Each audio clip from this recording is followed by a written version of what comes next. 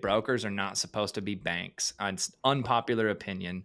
You shouldn't have to pay your carrier before you collect from your customer. That's not the broker's role. It's turned into that in a market where it was very competitive in 2021 and 2022, where you had to be very friendly to the carriers. And I do love carriers, LTL and truckload. I'm not against them, but it's not my role to be a bank and float them money on net one or net seven and then try to collect from the customer just to be carrier friendly.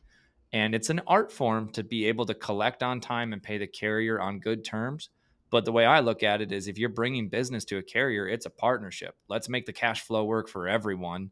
And you have to have a good brokerage and a good 3PL that's smart, that works with customers who pay on time. Even if it is 45-day terms, they need to pay on 45 and they can't age.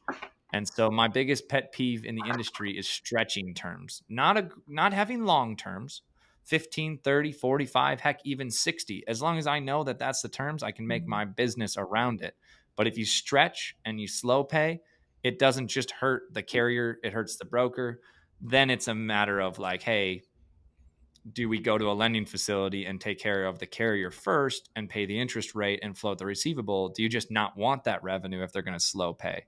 But I think there's a bubble in the industry, candidly, or I mean, on the ground, I see it. When I talk to other CEOs of other brokerages, I see aging receivables being their biggest concern. And banks don't want to be banks right now. So why should brokerages be banks? Do you collect from your customers, or do you extend their terms to a net 120-day terms and sit there and not have any cash flow come in from your customers because you've set longer terms out with them? Yeah. Are And you're now too many brokerages are in love with their dashboards that show gross profit. But if you never collect the receivable on time, that's not actually your net profit. You could go, if you have one or two big customers who stretch and you don't get that cash flow when you need it, you can sink a business if they're under 100 million, right? And so you have to be super smart about stretching receivables and what types of brands you do business with.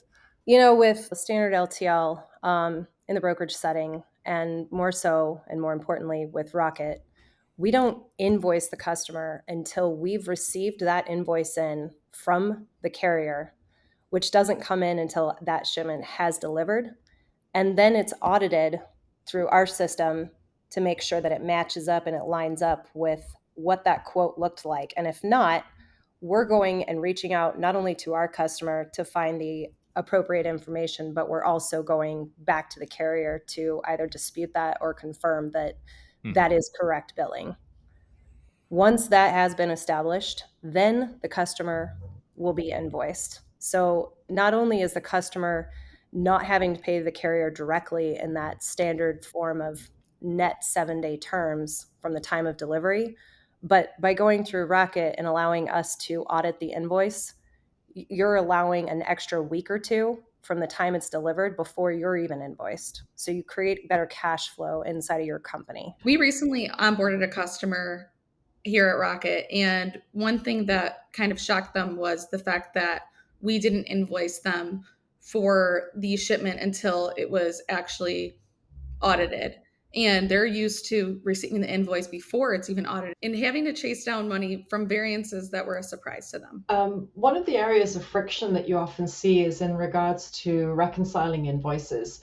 It often lives in two different departments. You've got accounting who get the invoices, and then the logistics team who are working on the actual costs. And sometimes those prices don't match. And this often comes down to additional bills, additional variances of invoices. And so a really key part of the Rocket services is to dig in and understand what those fees are for. So before we even send an invoice, we've done the freight audit. We then understand and look through each of those different variances and start to track to see what's going on within the client's portfolio. Are there particular reasons why they keep getting these bills and variances? So we dig into that, we do the reporting, and we work with both teams, the logistics teams and also the finance team of our clients, so that we can make sure that what they think they're going to pay is what they will be billed.